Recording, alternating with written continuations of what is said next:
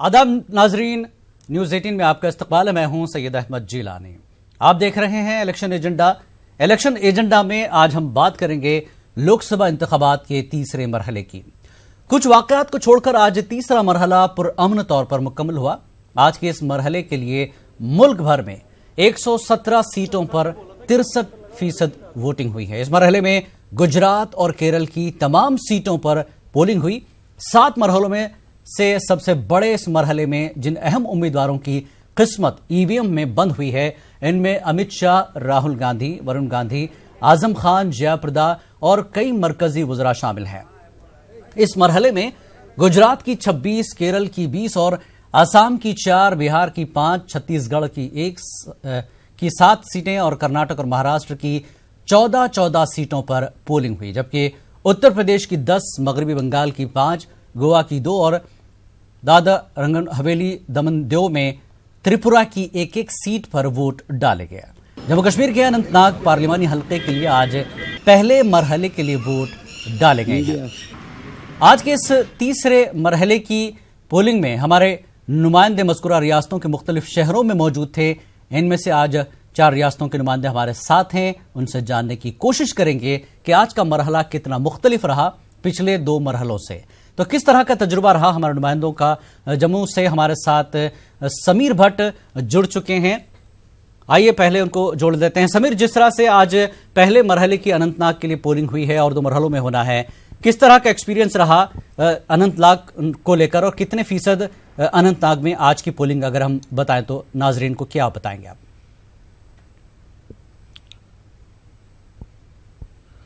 देखिए जिलानी, अगर हम अनंतनाग की बात करें तो एक हम ये कह सकते हैं एक डिसअपॉइंटमेंट ही रहा। डिसअपॉइंटमेंट इस हवाले से रहा कि बहुत कम लोगों ने वोट डाला है और जो प्रतिशत रहा, जो परसेंटेज रही, वो सिर्फ 13.66% रही, और जिससे आप अंदाज़ा लगा सकते हैं कि कितने कम लोगों ने इस पे वोट डाला है। अगर हम 2014 की बात करें, जब लोकसभा के इलेक्शंस हुए थे इस कॉन्स्टिट्यूंसी में, तो 39 पॉइंट समथिंग जो है वोट परसेंटेज रहा। तो उसके मुकाबले में आज वोट परसेंटेज बहुत कम रहा और ये एक डिसअपॉइंटमेंट है। लेकिन इसके साथ साथ एक अच्छी बात ये हुई कि पीसफुल रहा। कोई जो हमें ये ध्यान देना पड़ेगा कि जो साउथ कश्मीर है, एक बहुत ही प्रॉब्लमेटिक एरिया है, और मिलिटेंसी के हिसाब से भी, और जो स्टोन पेल्टिंग के इंसिडेंट्स हुए थे पोस्ट बुरहान वानी की किलिंग के बाद 2016 के बाद, तो साउथ कश्मीर पे लगातार सबकी नजरें थी। और हमें यही भी देखना पड़ेगा कि यही इलाका है जहाँ पे 2016-17 में जब बाईपोल्स होने थे तो वहाँ नहीं हो पाए क्योंकि हालात ठीक नहीं थे। सिर्फ श्रीनगर में इलेक्शन हो सके, लेकिन अनंतनाग के इलेक्शन नहीं हो सके क्योंकि वहाँ पे जो सिक्योरिटी एटमॉस्फेयर था वो ठीक नहीं था। और उसके बाद ही 3 फेजेस में इस कॉन्स्टिट्यूंसी में इलेक्शंस होने। आज उस मरहले का पहला फेज था। हालांकि 13.66% वोट डाले हैं, लेकिन अच्छी बात यह है कि पीसफुली हुआ है, बारिंग सम स्मॉल इंसिडेंट्स, ज्यादा कोई वो नहीं हुआ और बिल्कुल पीसफुल रहा। ये बहुत अच्छी बात है। वोटिंग कम जरूर हुई, एक तो बाइकआउट का भी असर वहां देखने को मिला था। हमारे साथ मुंबई से मोहिउद्दीन भी जुड़ चुके हैं। मोहिउद्दीन, आज महाराष्ट्र की भी कुछ सीटों पर इलेक्शन हुआ है, किस तरह की पोलिंग रही? कुल मिलाकर 10 सीटों पर वहां पर हुआ है। देखिए, मैं आपको बता दूं जिलानी साहब के महाराष्ट्र में जो है वो 14 नशिस्तों पर, माफ कीजिए, 14 सीटें हैं। बिल्कुल, अक्सर इलाके मगरबी महाराष्ट्र के इलाके हैं, जहाँ पर जो है वो बहुत ही स्ट्रांग होल्ड जो पॉलिटिशियन है, सुप्रिया सुले है, गिरीश बापट है, और ऐसे बहुत से नाम जो है वो इस मरतबा सामने आए हैं और वो अपनी किस्मत आजमा रहे हैं। देखा गया है कि मतलब महाराष्ट्र में जो पोलिंग हुई है उसमें जो है वो थोड़ी मायूसी इस मरतबा हाथ आई है, क्योंकि कुल मिला के जो है वो 7% की कमी वाक़ई हुई है। अगर 2014 के मुकाबले में अगर इस पोलिंग परसेंटेज को अगर कंपेयर किया जाए तो 7% की जो है लगभग गिरावट यहाँ पे दर्ज की गई है। इसकी वजह ये मानी जा रही है कि मतलब गर्मी की शिद्दत की वजह से लोग जो है वो कम तादाद में निकले हैं वोटिंग करने के लिए। अगर पूना की बात की जाए, क्योंकि पूना जो है बहुत ही अहम कॉन्स्टिट्यूंसी है, अहम शहर है, तो यहाँ पर जो है वो सबसे कम पोलिंग परसेंट इस पूरे इलाके में हुआ है, यानी कि 10% के करीब जो है वो गिरावट दर्ज की गई है। कोल्हापुर में जो है वो सबसे ज़्यादा पोलिंग परसेंट यहाँ पे दर्ज किया गया है, 65%। इसके बावजूद भी जो है वो 5 से 6% की गिरावट दर्ज की गई है, क्योंकि कोल्हापुर में जो है वो 2014 में 72% जो है वो पोलिंग दर्ज की गई थी। तो कुल मिला के देखा जाए तो महाराष्ट्र के मगरबी महाराष्ट्र के जो पट्टा है, जो इलाका है, इसमें औरंगाबाद भी शामिल होता है। 14 कॉन्स्टिट्यूंसी में अहमदनगर भी शामिल होता है। मोहिद्दीन, अगर औरंगाबाद की करें तो मरकजी तवज्जो रहा इस बार औरंगाबाद, किस तरह का मामला देखने को मिला, वहां का परसेंटेज क्या रहा औरंगाबाद का? जी देखिए, मैं आपको बता दूं कि औरंगाबाद का परसेंटेज जो है वो कुल मिला के 55% के ही लगभग अभी तक पहुंच पाया है, क्योंकि 6 बजे की अगर बात की जाए तो उसके कुछ जो फाइनल फिगर है अभी तक रिलीज नहीं हो पाए हैं महाराष्ट्र के। जी जी। इसी बुनियाद पे हम ये कह सकते हैं कि 55% के जो है वो लगभग रहा है।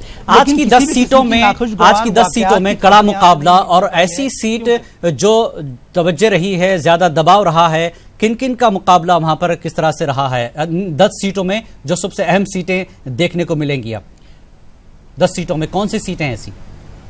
जी देखिए, यहाँ पर जो सीटें सबसे अहम सीटें जो है अगर बात की जाए तो MIM की जो सीट है, जो औरंगाबाद से लड़ रहे थे, सुप्रिया सुले की सीट है, गिरीश बापट की सीट है, और उसके बाद जो दीगर सीटें हैं वो भी अहमियत की हामिल है, क्योंकि इसमें सबसे अहम बात यह है कि इस पूरे की पूरी 10 सीटों में जो है वो 2014 के इंतखाबात में बीजेपी को जो है वो अक्सरियत मिली थी और बीजेपी यहाँ से जीती थी। इस मतबा जो है वो कांग्रेस एनसीपी की करो या मरो की सिचुएशन है। उनको जो है वो इन सीटों पर जो है वो अगर अक्सरियत हासिल नहीं करते हैं, अगर जीत हासिल नहीं करते हैं, तो आने वाले असेंबली इंतखाबात में जो है यहाँ पर उन्हें बहुत ही ज्यादा दिक्कतों का सामना करना पड़ सकता है। बिल्कुल। दूसरी अहम बात यह है कि ये पूरा के मगरबी महाराष्ट्र का जो बेल्ट है, ये शुगर बेल्ट है, और यहाँ पर जो है वो शरद पवार का एक किस्म का स्ट्रांग होल्ड माना जाता है, लेकिन मोदी लहर में ये पूरा के पूरा स्ट्रांग होल्ड जो है वो बह गया। इसी बुनियाद पर जो है वो मावल की जो सीट है, जिसमें अजित पवार जो कि यहाँ के डिप्टी CM रह चुके हैं, उनके बेटे पार्थ पवार यहाँ से है, सुप्रिया सुले यहाँ से है, और उसके बाद अहमदनगर की सीट जो है यहाँ से भी एनसीपी के जो नेता है जिन्होंने बगावत करके बीजेपी में शामिल हुए थे, उनका भी एक बड़ा इम्तिहान है। तो कुल मिला के जो 14 सीटें हैं ये बहुत ही अहमियत की हामिल है। बहरहाल अब जो है वो नताइज ही बताएंगे कि आवाम ने किसे मुंतखब किया है और इसे किसे जो है वो किनारे लगाया है। बिल्कुल। आरिफ आलम अहमदाबाद से हमारे साथ जुड़े हुए। आरिफ, 26 की 26 सीटों पर गुजरात में इस बार चुनाव रहा, बड़े चेहरे हैं, आडवाणी की जगह जो है अमित शाह नजर आ रहे हैं, आज वज़ीर आज़म नरेंद्र मोदी ने भी वहां पर वोट डाला, आज काफी गहमा गहमी देखने को मिली, क्या एक्सपीरियंस रहा आरिफ आलम आपका?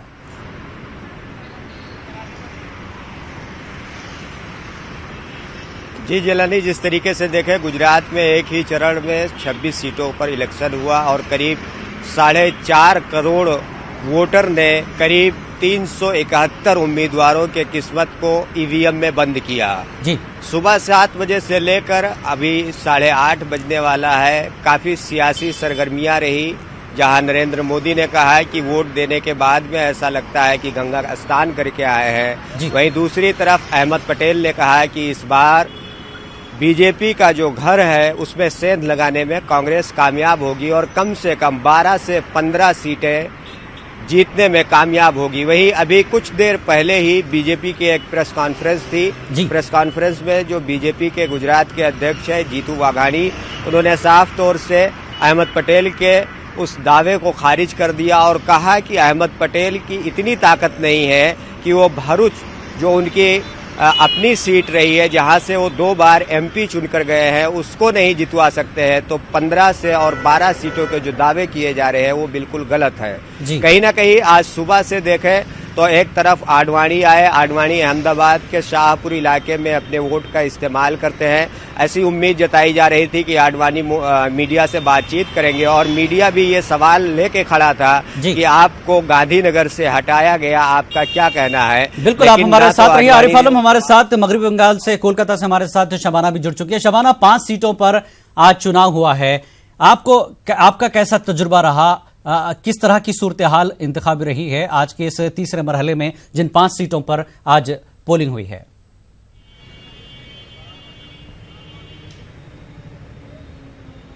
देखिए जिलानी, आज 5 सीटों पर इलेक्शन हुए और तीसरे फेज का ये इलेक्शन, क्योंकि बंगाल में हर फेज का ये इलेक्शन काफी अहम था, लेकिन आज तीसरे फेज का इलेक्शन काफी अहम था। मालदा, मुर्शिदाबाद, बालूर घाट इलाके में आज इलेक्शन हुआ है कॉन्स्टिट्यूंसी के लिए।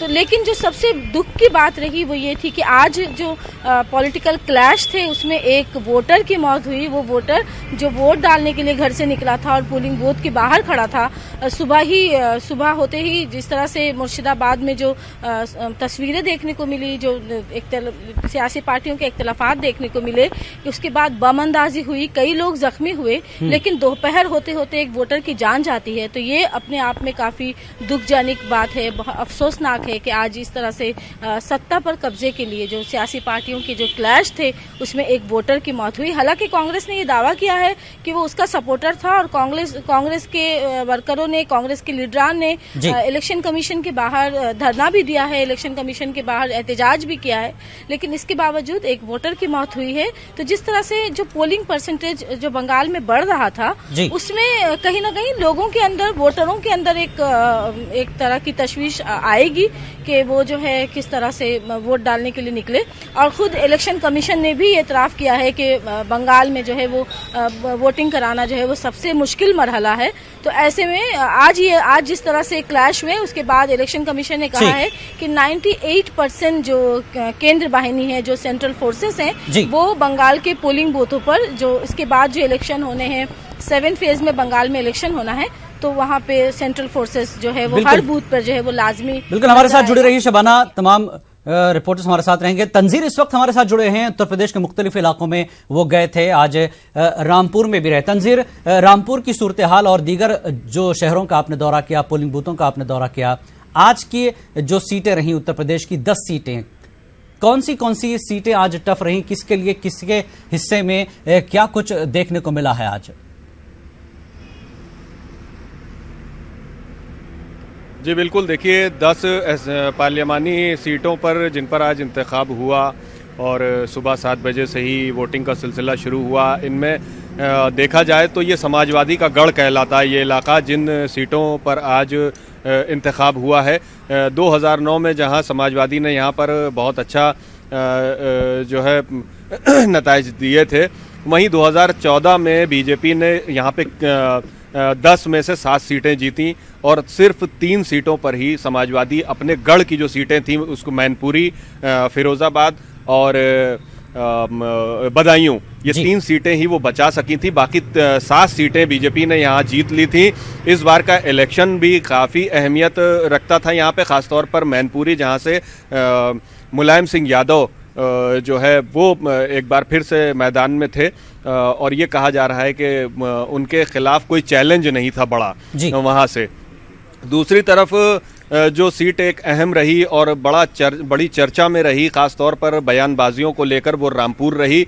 आजम खान समाजवादी पार्टी के एक बड़ा चेहरा, बड़े मुस्लिम लीडर, और सबसे बड़ी बात ये कि ये जो पार्लियामानी सीट थी, यहाँ पर सबसे ज़्यादा मुस्लिम वोटर्स थे, 50% से ज़्यादा। इसलिए यहाँ पर वोट पोलराइजेशन का भी एक पूरा दौर चला उन बयानबाजियों को लेकर, जिस तरह से इल्ज़ाम तराशी का दौर चला और एक दूसरे पर बयान दिए गए, चाहे वो आज़म खान की तरफ से आए, चाहे उनके बेटे अब्दुल्ला आज़म की तरफ से आए, या फिर उसके बाद जो रिएक्शन में जयप्रदा ने जिस तरह से बयान दिया।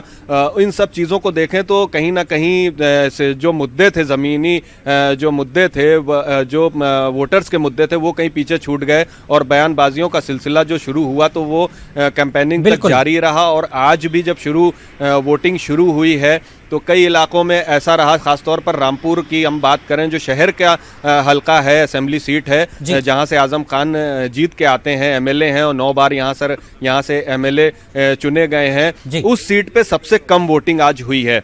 और बाकी के और जो असेंबली हल्के हैं, चाहे वो स्वार हो, मिलक हो, चमरोआ हो या बिलासपुर हो, इन पर वोटिंग परसेंटेज बढ़ी है। तो एक ये भी बात कही जा रही है कि रामपुर में जो शहर में वोटिंग कम हुई है, कहीं उसका असर न पड़े और बीजेपी एक बहुत बड़ा चैलेंज ना साबित हो इस बार आजम खान के लिए, क्योंकि पहली बार वो पार्लियामानी सीट पर इस पर लड़ रहे हैं और इंतखाबी मैदान में हैं, और खासतौर पर जयाप्रदा जो है वो उनके सामने थी। और ये भी एक चैलेंज आजम खान के लिए। बिल्कुल, आप तमाम नुमाइंदे हमारे साथ रहे, शबाना, तंजीर, आरिफ आलम, आप तमाम हमारे साथ रहे। इलेक्शन एजेंडा में आज हम बात करें तीसरे मरहले की पोलिंग को लेकर हमारे नुमाइंदे मुख्तलिफ शहरों में आज मौजूद थे। 117 सीटों पर पोलिंग हुई है। तो कुल मिलाकर किस तरह की सूरत हाल रही है अपने नुमाइंदों से हम जान रहे हैं। जम्मू से हमारे साथ समीर भट्ट हैं, मेरठ से तंजीर अंसार, कोलकाता से शबाना एजाज, आरिफ आलम अहमदाबाद से और मुंबई से मोहिउद्दीन। समीर, जिस तरह से आपने बताया कि एक तो बाइकआउट का चैलेंज, दूसरा पोलिंग कम हुई है, कितना असर आगे मरहलों पर होगा, क्योंकि अनंतनाग के लिए और मरहलों में 2 मरहलों में पोलिंग होनी है? आगे आने वाला वक्त ही बताएगा, क्योंकि अब 29 और 6 तारीख को इलेक्शन है 2 फेजेस में इस कॉन्स्टिट्यूंसी में। और जहां जहां इलेक्शन होने हैं वो बहुत ही मिलिटेंसी इन्फेक्टेड एरियाज हैं। चाहे आप कुलगाम की बात करें, शुपियां की बात करें, पुलवामा और त्राल की बात करें, इन एरियाज में अवंतीपुरा एरिया है, बहुत ज्यादा मिलिटेंसी हुई है और बहुत ज्यादा स्टोन पेल्टिंग के इंसिडेंट्स पिछले 4 साल में रिकॉर्ड किए गए। तो लेकिन सिक्योरिटी फोर्सेज के लिए वाकई में सिक्योरिटी एजेंसीज, इलेक्शन कमीशन, इन सब के लिए एक बड़ा चैलेंज होगा। और जिस तरह आज पोलिंग हुई है वो कहीं ना कहीं जो हम ये कह सकते हैं एक डिसअपॉइंटमेंट भी रहा है। लेकिन मैंने जिस तरह से कहा कि सबसे अच्छी बात हुई कि पीसफुली रहा है। तो जहां पर एजेंसीज और इलेक्शन कमीशन के लिए बड़ा चैलेंज और डिसअपॉइंटमेंट रहा, वहीं नुमाइंदों के लिए भी कहीं ना कहीं एक जो है तकलीफदेह बात होगी, क्योंकि तमाम पार्टियों ने कहा कि आप बाइकआउट मत कीजिए, वोट जरूर दीजिए। तो 2 मरहलों के लिए क्या हम उम्मीद करें कि तमाम सियासी पार्टियां एक बार फिर अपील करेंगी लोगों को बाहर लाने और बाइकआउट की कॉल को कम करने के लिए या कमजोर करने के लिए? देखिए जिलानी, मैं आपको बता दूं कि जो अनंतनाग की जो कॉन्स्टिट्यूंसी है, अनंतनाग या साउथ कश्मीर, ये पीडीपी का हब रहा है और उसका गढ़ रहा है। लेकिन आज आप देखिए अनंतनाग, जो कि जहां से महबूबा मुफ्ती असेंबली मेंबर भी रही है, वहां पे 90,000 वोट्स में से सिर्फ 3,000 वोट पड़े हैं। और बिजबिहारा, जहां से वो उनका होम टाउन है, वहां सिर्फ 1900 वोट पड़े हैं 79,000 वोट में। तो आप देख सकते हैं कि आप खुद जान सकते हैं कि कितनी कम वोटिंग हुई है। तो कहीं ना कहीं हालांकि पॉलिटिकल पार्टीज ने पूरी कोशिश की, उन्होंने कैंपेन भी थोड़ी बहुत की, रैलीज भी की, लेकिन तब भी लोग जो है बहुत कम वोट आए। और खासकर जो एक्सपेक्टेशन थी कुकरनाग, पहलगाम एरियाज में या डूरू में अच्छी वोटिंग की, वहां पे भी उतनी ज्यादा वोटिंग नहीं हुई है। तो अब एक बड़ा चैलेंज होगा जो पॉलिटिकल पार्टीज हैं उनके लिए, एक बड़ा चैलेंज होगा कि अपने वोटर्स, अपने वर्कर्स, अपने सपोर्टर्स को वो बाहर निकाले। लेकिन एक बात खुल के सामने आई है, 2 मरहलों में 2 मरहलों के लिए क्या कोशिशें होगी आगे के फेजेस में देखने को मिलेगा? बड़ी बात होगी जिलानी, चैलेंज एजेंसीज के लिए भी है, इलेक्शन कमीशन के लिए और खुद उम्मीदवारों के लिए भी एक चैलेंज होगा 2 मरहलों में किस तरह से वोटर्स को वो बाहर लाएंगे। तंजीर, जैसा कि आपने बताया, जिस तरह से आज 10 सीटों पर पोलिंग हुई है, बीजेपी की तकरीबन सीटें वहां रही हैं, एसपी और बीएसपी के इत्तेहाद की बात करते हैं, तो किस तरह की उम्मीद की जा सकती है इत्तेहाद वर्सेस बीजेपी की अगर हम बात करें?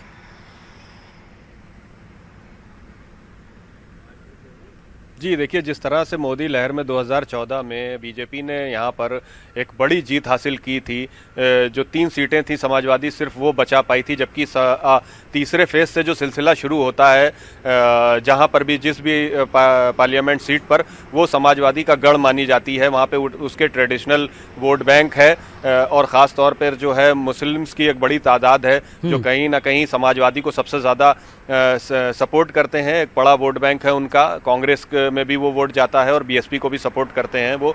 लेकिन इस बार क्योंकि बीएसपी और समाजवादी एक साथ है, आरएलडी, ये तीनों का गठबंधन था, तो साफ तौर पर गठबंधन एक मजबूत स्थिति में था और एक बड़ा चैलेंज बीजेपी के लिए इन सभी सीटों पर वो साबित होगा। जो उनकी 3 सीटें हैं, मैनपुरी और बदायूं और फिरोजाबाद, इनको तो वो जीतने की बात कर ही रहे हैं। खासतौर पर रामपुर और मुरादाबाद की अगर हम बात करें तो यहाँ पर भी गठबंधन का यही दावा है कि उसके साथ जो वोट बैंक जुड़ा है वो चाहे बीएसपी का ट्रेडिशनल वोट बैंक हो और उसके बाद उसका खुद उस पार्टी का अपना जो वोट बैंक है, जो उसका वोटर है, जो उसे सपोर्ट करता है और हमेशा करता रहा, चाहे वो असेंबली इलेक्शंस हुए हों, चाहे पार्लियामेंट के इलेक्शंस हुए हों, वो वोटर मुत्तहिद हुआ है और एक साथ आया है और उनमें कोई कंफ्यूजन इस बार नहीं रहा। जिस तरह से यानी इत्तेहाद इस बार कुछ काम, अगर मैं बात करूं तो कुछ काम हुआ, इत्तेहाद का कुछ काम बन सकता है इस बार कुल मिलाकर।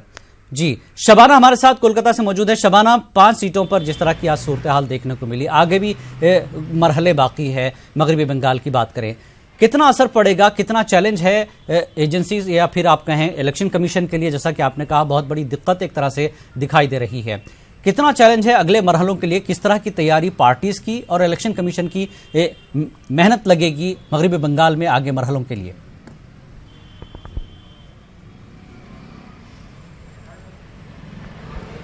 बिल्कुल, आप देखें कि जिस तरह से तीसरे मरहले की पोलिंग हो चुकी है, अब 4 मरहले बाकी बचे हैं और इन 4 मरहलों के लिए हर पार्टी की ये कोशिश होगी कि वो ज्यादा से ज्यादा अपनी तरफ वोटरों को मुतवज्जा कर पाएं।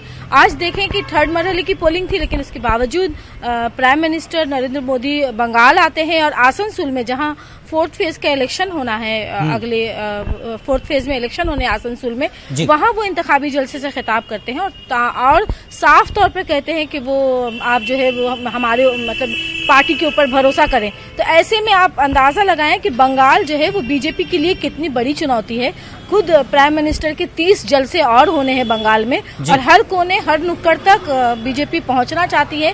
वही ममता बनर्जी भी बीजेपी के लिए 1 इंच जो है वो छोड़ने को तैयार नहीं है। तो दूसरी तरफ कांग्रेस और सीपीएम की भी एक कोशिश होगी कि वो अपने जो सियासी तौर पर जो बंगाल में सियासी तौर पर कमजोर हुई है कांग्रेस और सीपीएम, 2019 उनके लिए कोई नई सौगात लेकर आए। और यही वजह है कि आज मालदा एक तरह से है बीजेपी की, और लेकिन दबाव कहीं ना कहीं ममता बनर्जी पर भी है। 4 मरहले किस तरह से तय किए जाएंगे, ये दोनों पर दबाव एक तरह से। एक तो बीजेपी कुछ चाहती है वहां से बहुत कुछ हासिल कर ले, लेकिन ममता पर भी काफी दबाव देखने को मिल रहा है। ठीक है, हमारे साथ मुंबई से मोहिउद्दीन है। मुंबई से मोहिउद्दीन जुड़ चुके हैं। मोहिउद्दीन, जिस तरह से 14 सीटों का ये चुनाव है, एनसीपी शिवसेना एक तरफ, कांग्रेस माफ कीजिए बीजेपी शिवसेना और एनसीपी कांग्रेस दूसरी तरफ, अगर वंचित अघाड़ी, एमआईएम और भी ऐसी दीगर पार्टियां हैं, किस तरह के मुकाबले देखने को मिलेंगे आइंदा के मरहलों की अगर हम बात करें? आज देखिए जिलानी, मैं आपको बता दूं कि महाराष्ट्र में जो फाइट है वो शिवसेना, बीजेपी और कांग्रेस एनसीपी अलायंस के दरमियान है। ये सीधी फाइट जो है वो दोनों ही अलायंस के दरमियान है, क्योंकि सेफरन अलायंस और सेक्युलर अलायंस का जो है वो बड़ा यहाँ पर महत्व देखने को मिलता है। दूसरी बात यह है कि जहाँ तक वंचित अघाड़ी की बात है, तो वंचित अघाड़ी ने जो है वो इस आज की बात करें तो औरंगाबाद को छोड़कर कहीं पर भी जो है वो बहुत अच्छा वर्चस्व नहीं रहा है इसका, और बहुत अच्छी जो है वो पकड़ मजबूत नहीं रही है। जिस तरह से प्रकाश अंबेडकर ने दावे किए थे, वो दावे जो है वो उनके खोखले होते यहाँ पर दिखाई देते हैं। बहरहाल अगर बात करें तो मुकाबला जो है वो सेफरन अलायंस और सेकुलर अलायंस में ही है। और 29 तारीख को जो है वो 4थे मरहले में जो है वो पोलिंग होनी है, और इसके बाद से महाराष्ट्र में जो है पोलिंग खत्म हो जाएगी। यानी कि 4था मरहला जो है वो महाराष्ट्र के लिए आखिरी मरहला होगा। और यहाँ पर मुंबई की 6 सीटें हैं 4थे मरहले में। उसके अलावा थाना है, कल्याण है, धुलिया मालेगांव है, भिवंडी है। ये बहुत ही अहम इलाके हैं। तो यहाँ पर जो है वो वंचित अघाड़ी के जो उम्मीदवार है वो उसको जो है इतना स्ट्रांग नहीं माना जा रहा है। सीधी फाइट कांग्रेस, एनसीपी और शिवसेना बीजेपी अलायंस के दरमियानी है। यानी इन दोनों इत्तेहादों के बीच ही असल मुकाबला 4थे मरहले में भी देखने को मिलेगा। आरिफ आलम हमारे साथ अहमदाबाद से। आरिफ आलम, तमाम सीटों पर इलेक्शन हो चुका है, बड़े बड़े चेहरे गुजरात में इस बार देखने को मिले, चाहे वो गांधीनगर की हम बात करें, अमित शाह वहां से इलेक्शन लड़ रहे हैं। आज जिस तरह का पैगाम दिया गया है वजीर आजम नरेंद्र मोदी की जानिब से, वोट डालने के बाद उन्होंने जिस तरह से अपील की, जिस तरह की बातें की है, क्या लगता है कि 2017 के असेंबली इलेक्शन का जिस तरह का माहौल है, क्या वो इस बार पार्लियामेंट इलेक्शन में भी पूरे गुजरात में कुछ तब्दीली दिख सकती है? इस बार कांग्रेस क्या पहुंच पाई है वोटर्स तक? जी, जिस तरीके से देखें, आज का जो पूरा सुबह 7 बजे से लेकर 6 बजे तक जो मतदान हुआ है, उस मतदान पर अगर उस आंकड़े की बात करें तो सबसे पहले समझना ये पड़ेगा कि गुजरात की जो बीजेपी और कांग्रेस है, इनके वोटर दो अपने अपने तरीके से। एक तरीके से अगर शहरी इलाके की बात करें तो शहरी इलाके में बीजेपी की काफ़ी अच्छी पकड़ है। वहीं कांग्रेस की अगर बात करें तो कांग्रेस जो देहाती इलाका है वहाँ पर खूब अच्छी पकड़ अपनी बरकरार रखे हुए है। अगर इन दोनों वोटरों के बीच में वोट प्रतिशत क्या रहा है उस पर नजर डालें तो कहीं ना कहीं चौंकाने वाले नतीजे सामने आ रहे हैं, क्योंकि जहां पूरा गुजरात का जो वोट फीसद अभी हालांकि फाइनल नहीं आया है, इलेक्शन कमीशन ने जारी नहीं किया है, लेकिन ये बताया जा रहा है कि 65% के आसपास अभी तक के जो है नतीजे आज फीसद बताया जा रहा है। लेकिन ऐसी उम्मीद जताई जा रही है कि 1 से 2% या 3% बढ़ने की उम्मीद जताई जा रही है। लेकिन वही अगर ग्रामीण इलाकों की बात करें, अगर एक एक सीट की बात करें, तो जैसे हम जाते हैं सूरत में वहां यानी पर एक आप तरह से हम देखेंगे देखें तो फौरन, इस बार आप 68% जिस तरह से कह रहे हैं कि मतदान देही हुआ इलाकों है, में कि कांग्रेस वहां से अगर अपनी आप चलते मौजूदगी हैं का एहसास एक तरह से करा सकती है। असेंबली इलेक्शन को देखें।